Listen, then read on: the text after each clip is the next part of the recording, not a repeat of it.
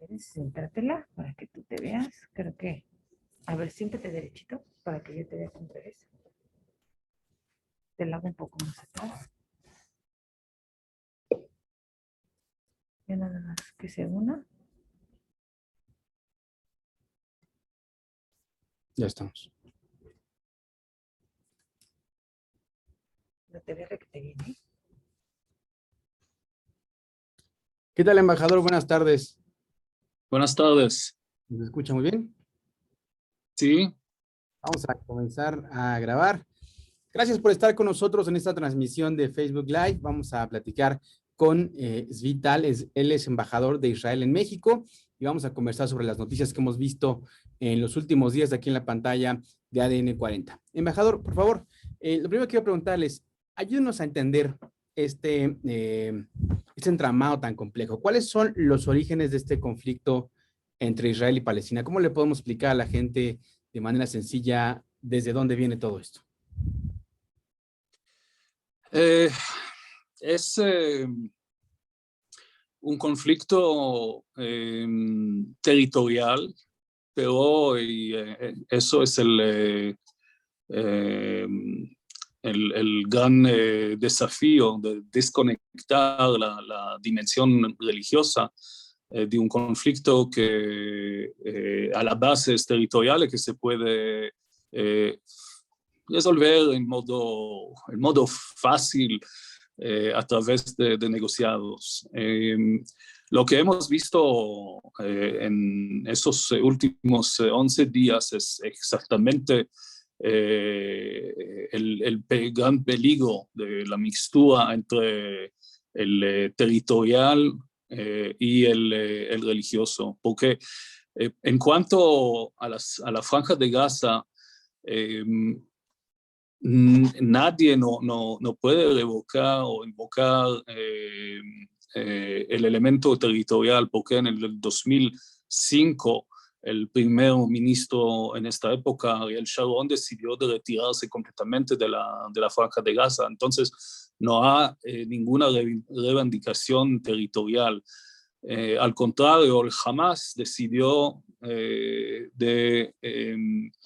involucrar la cuestión de Jerusalén, que es una cuestión delicada, muy compleja, que necesitamos obviamente incluir en nuestros negociados, pero con la autoridad palestina, no con una organización islámica fundamentalista y terrorista como el Hamas. Entonces el Hamas usa la dimensión religiosa, el sagrado para los musulmanes mismos, para nosotros judíos, para los cristianos, para lanzar hostilidades ofensivas militares y también incitar desafortunadamente jóvenes palestinos árabes en Israel a la violencia y al odio. Permítame ahondar un poco más en esto. Usted publicó un texto en El Economista con respecto a su posición sobre Hamas. ¿Nos podría explicar a detalle, por ejemplo, cómo es que Irán financia a esta organización y por qué afirma usted que los palestinos se han convertido en sus escudos humanos? Sí.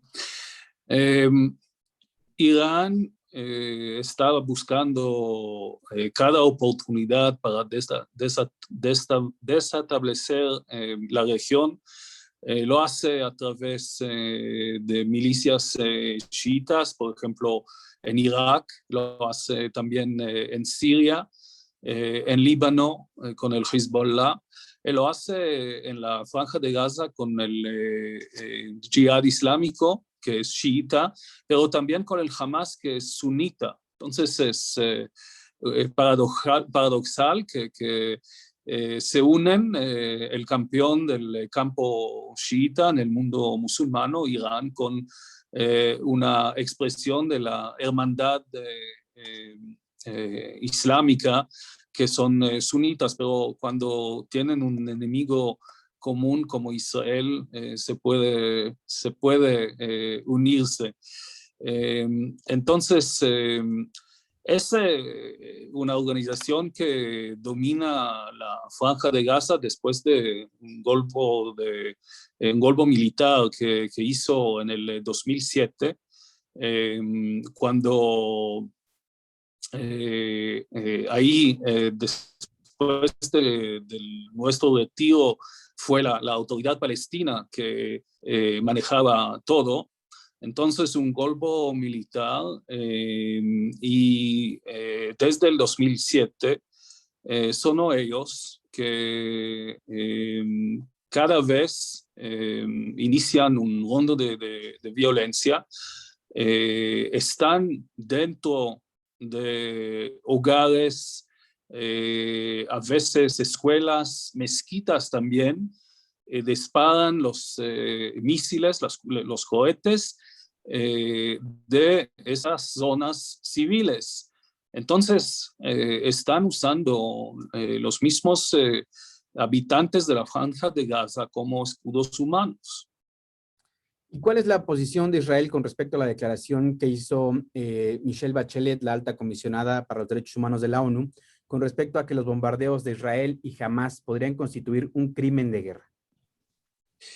Gracias por darme la oportunidad de comentar sobre la resolución que pasó ahora a Ginebra en esta sesión especial del Consejo de los Derechos Humanos, encabezado por la señora Bachelet. Estamos muy decepcionados del resultado, del hecho que han adoptado esta resolución. Es una resolución que busca condenar a Israel sin hacer luz sobre los verdaderos crímenes contra la humanidad perpetrados por la organización terrorista Hamas, como elaborado anteriormente. Por eso, países como Alemania, Austria, Reino Unido, la República Checa, Uruguay y otros han votado en contra, y Francia, Países Bajos, Italia, Dinamarca, entre otros, se han abstenido. Francamente, lamentamos que México se encuentra por el lado que apoya esta resolución en un foro que obsesivamente se enfoque en Israel, utilizando un artículo especial para examinar los abusos israelíes de los derechos humanos, mientras el escrutinio de los abusos de cualquier otro miembro de las Naciones Unidas se hace abajo de un artículo genérico. Para mí, eso se llama discriminación. ¿Por qué utilizo la palabra obsesivamente? Porque son más del 30% de las sesiones especiales del Consejo de Derechos Humanos a Ginebra dedicados a Israel, la única democracia en el Medio Oriente. Y para mí eso se llama hipocresía. Hace un par de semanas hizo un llamado a México para que condene el terrorismo de Hamás, según sus propias palabras en Twitter. ¿Este llamado se mantiene? Quisiera preguntarle, y también si ha recibido alguna respuesta de la Cancillería mexicana. Sí, a través de la declaración, el embajador de la Fuente a Nueva York, en donde ha condenado el lanzamiento de los misiles en contra de la población civil israelí. Pero en este punto es importante adelantar y agregar también esta delegitimación del Hamas, de todas las organizaciones terroristas en la Franja de Gaza. La comunidad internacional va a emprender un gran esfuerzo para reconstruir la Franja de Gaza. Dejamos sí a la reconstrucción, pero no a la rehabilitación del Hamas, del Jihad Islámico. Entonces, es importante que la comunidad internacional, México incluido, vigila y asegura que la ayuda humanitaria que va a pasar a través de los puntos de cruce entre Israel y la Franja de Gaza sean utilizados por fines civiles y no por fines militares. Ya en el pasado hemos visto que el Hamas, que es una organización cínica, utilizó el dinero, el cemento y otros productos inofensivos, pero para rearmarse, para construir estos túneles, etcétera, etcétera. Entonces, es importante estar muy atentos. Hay reportes en la prensa internacional de que habrá una reunión de ambas delegaciones en el Cairo, tanto de Israel como de la delegación de Hamas. ¿Esta reunión sí se va a llevar a cabo o no se llevará a cabo? No conozco esta información, pero no, logramos un entendimiento con los palestinos que desean lograr la paz, un entendimiento como la autoridad palestina, pero no con una organización que no es dispuesta a respetar las precondiciones del cuartet. El cuartet que compuesto de las Naciones Unidas, de la Unión Europea, de los Estados Unidos y de la Rusia, entonces, que refleja la opinión mundial. No son dispuestos a reconocer a Israel el derecho de existir en esta parcela, esta pequeña tierra, de respetar los acuerdos que ya hemos firmado con la autoridad palestina y renunciar a la violencia. No se puede negociar con ellos. Y permítanos entender también, ¿por qué no han prosperado los intentos por la paz a lo largo de los últimos años? ¿Qué es lo que ha fallado? El trágico es que estamos más o menos de acuerdo en identificar los temas, los elementos y también los parámetros para solucionar nuestro conflicto con los palestinos. Es con la Cisjordania, la cuestión de Jerusalén. Pero falta un compromiso de parte de la más alta autoridad, que es el jefe de la autoridad palestina mismo, Mahmoud Abbas, obviamente con el apoyo de naciones árabes, con las cuales ya tenemos un acuerdo de normalización y de paz. Será más fácil abordar estos temas y concretizar un acuerdo. Entonces, falta el compromiso por parte de Mahmoud Abbas y probablemente este apoyo muy fuerte por parte de países sunitas y otros en la región. Y en materia de territorio, como nos decía al principio, ¿cuál sería el acuerdo óptimo para Israel en materia de territorio? ¿Que se divida de qué manera?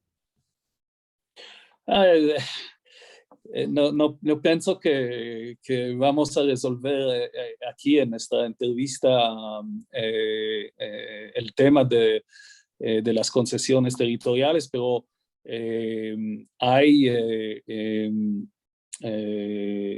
varios estudios que han hizo centros de investigaciones en Israel, en otras partes del mundo, sobre esta cuestión. Entonces, es factible, es absolutamente posible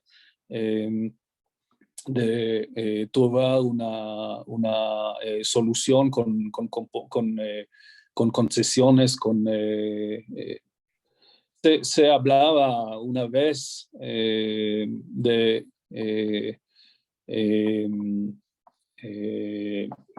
retirarse de zonas en Israel para compensar otras regiones que ya están poblados por ciudadanos israelíes. Entonces, hay varias ideas, varias soluciones sobre la mesa. Pues muchas gracias por haber estado con nosotros, embajador Zvi Tal. Le agradezco mucho esta entrevista. Gracias a usted. Hasta luego, que esté muy bien.